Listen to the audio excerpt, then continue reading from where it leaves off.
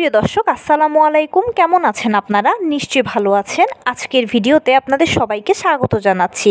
আজকে আমি আপনাদের সাথে খুব ভালো একটা ইনফরমেশান শেয়ার করব।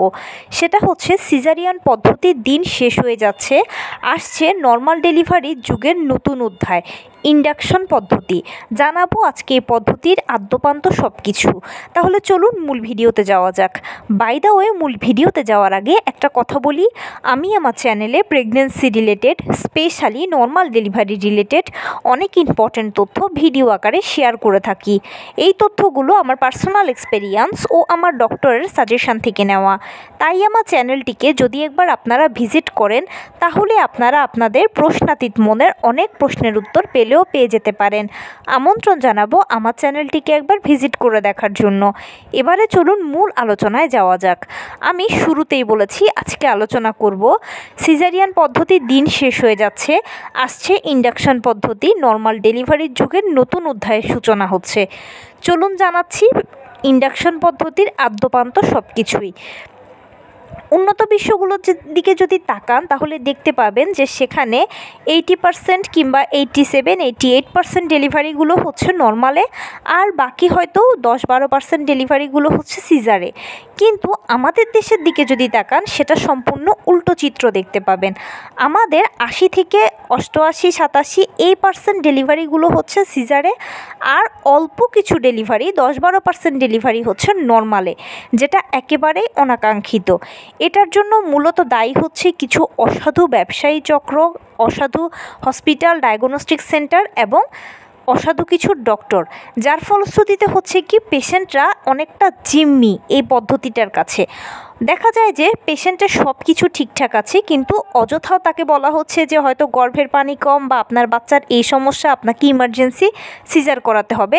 বেসিক্যালি টাকার লোভে এই জিনিসগুলো করা হয়। আর যেহেতু অনেকটাই পেশেন্টরা জিম্মি, সেজন্য তারা অবশ্যই সিজার করিয়ে ফেলে। আর একবার সিজার করানোর পরে সাধারণত হয় কি, নেক্সট টাইম বা তার পরবর্তীতে আপনি যতবারই বেবি নেবেন, এতবারই হয়তোবা দেখা যায় অনেক সময়, বেশিরভাগ ক্ষেত্রেই সিজারের প্রয়োজন হয়।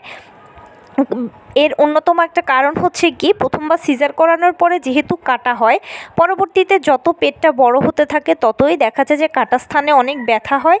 তো অনেকে এই জিনিসটা সহ্য করতে না পেরে বা অন্যতার কথাও চিন্তা করে আগে সিজার করিয়ে ফেলে। তো এই জিনিসটা একেবারেই হওয়া উচিত নয়, বিশেষ করে অপ্রয়োজনীয় সিজারটা তো নয়। এই অপ্রয়োজনীয় সিজারটা রোধ করতে হলে কিন্তু আমাদের সবার সচেতনতা প্রয়োজন। সেই সচেতনতা হিসেবে আপনাকে কিছু প্রাথমিক ধারণা রাখতে হবে।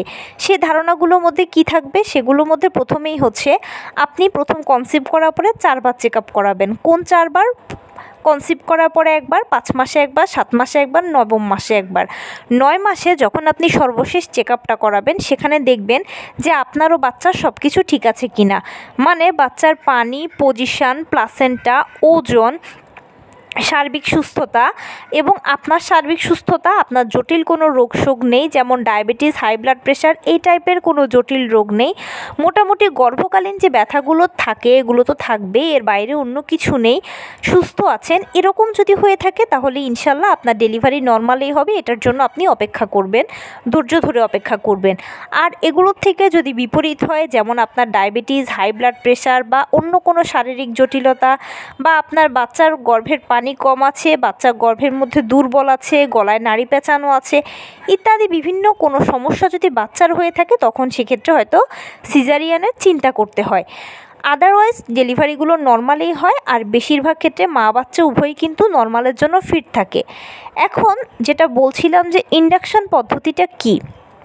নর্মাল ডেলিভারি তো তখনই হবে যখন আপনার লেবার পেইন আসবে, প্রাকৃতিকভাবে ব্যথা শুরু হবে, তখনই সাকসেসফুলি নর্মাল ডেলিভারিটা হবে। কিন্তু অনেক সময় দেখা যায় যে সব কিছু ঠিকঠাক থাকা সত্ত্বেও যখন লেবার পেইন আসতে দেরি হয় বা আসে না, তখন সেক্ষেত্রে করা হয় কি, সিজার করিয়ে ফেলা হয়। কিন্তু এখন এটার দিন শেষ হয়ে যাচ্ছে, এর পরিবর্তে আসছে ইনজেকশন পদ্ধতি। ইন্ডাকশন পদ্ধতির মাধ্যমে কি হবে, আপনাকে কৃত্রিম উপায়ে লেবার পেইনটা দেওয়া হবে। প্রাকৃতিকভাবে যদি আপনার লেবার পেইন না আসে, তাহলে কৃত্রিম উপায়ে আপনাকে লেবার পেইন দেওয়া হবে, আর লেবার পেইন দেওয়া হলে তখনই আপনার ডেলিভারিটা নর্মালে হবে। এখন প্রশ্ন হচ্ছে, সবাই কি লেবার পেইন নিতে পারবে? মানে কৃত্রিম উপায়ে কি সবাইকে লেবার পেইন দেওয়া যাবে? না। কিছু সিলেক্টিভ মা ও বাচ্চা রয়েছে, যেমন আপনি যদি সার্বিকভাবে সুস্থ থাকেন, যেটা আমি শুরুতেই বলে এসেছি, আপনি বাচ্চা উভয়ই সুস্থ আছেন, আপনাদের কোনো সমস্যা নেই, কোনো ধরনের কোনো জটিলতা নেই, শুধু পেইন আসছে না, তখন সেক্ষেত্রে আপনাকে লেবার পেইন দেওয়া যাবে। কিন্তু যদি কোনো জটিলতা থাকে তখন সেক্ষেত্রে কিন্তু লেবার পেইন দেওয়া যাবে না, কারণ এটা অনেক বেশি রিস্ক হয়ে যাবে। যতই হোক পেইনটা কৃত্রিম উপায়ে উঠানো হচ্ছে। এবারে লেবার পেইনটা যে ইন্ডিউস করা হবে এতে সফলতার হার কতটুকু? একটা গবেষণায় দেখা গেছে যে লেবার পেইন ইন্ডিউস করার ফলে সফলতাটা আসলে অনেকটা ডিপেন্ড করে হচ্ছে মা ও বাচ্চা কতটা সাপোর্ট দিতে পারছে, পরিবারগুলো কতটা সাপোর্ট দিতে পারছে, এবং আপনার ডক্টর ওয়েল ট্রেন্ড কিনা। ডক্টরকে এ বিষয়ে কিন্তু অবশ্যই ভালো ধারণা রাখতে হবে, তখনই কিন্তু লেবার পেইনটা ইন্ডিউস করা হবে এবং এর মাধ্যমে ডেলিভারিটা করানো হবে।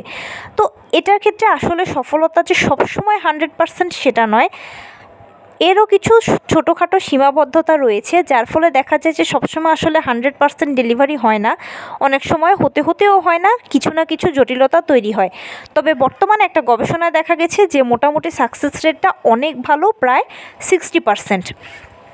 লেবার পেইন ইন্ডিউস করার ক্ষেত্রে কোনো জটিলতা তৈরি হয় কি না, আমি শুরুতেই বলে এসেছি যে মা ও বাচ্চা উভয়ই যদি ঠিক থাকেন, ফিট থাকেন, তখন লেবার পেইনটি ইন্ডিউস করা হয়, কোনো জটিলতা তৈরি হয় না, ইজিলি ডেলিভারি হয়ে যায় এবং ডেলিভারি পরবর্তীতেও একেবারে নর্মাল ডেলিভারির মতোই আপনারা লিড করতে পারবেন, সব কিছু, কোনো অসুবিধা হবে না। কিন্তু যদি আপনার কোনো সার্বিক সমস্যা থাকে বা কোনো জটিলতা থাকে, আর ডাক্তার যদি ওয়েল ট্রেন্ড না হয়ে আপনাকে যদি অজ্ঞতাবশত লেবার পেইনটা ইন্ডিউস করে, তখন সেক্ষেত্রে জটিলতা তৈরি হতে পারে।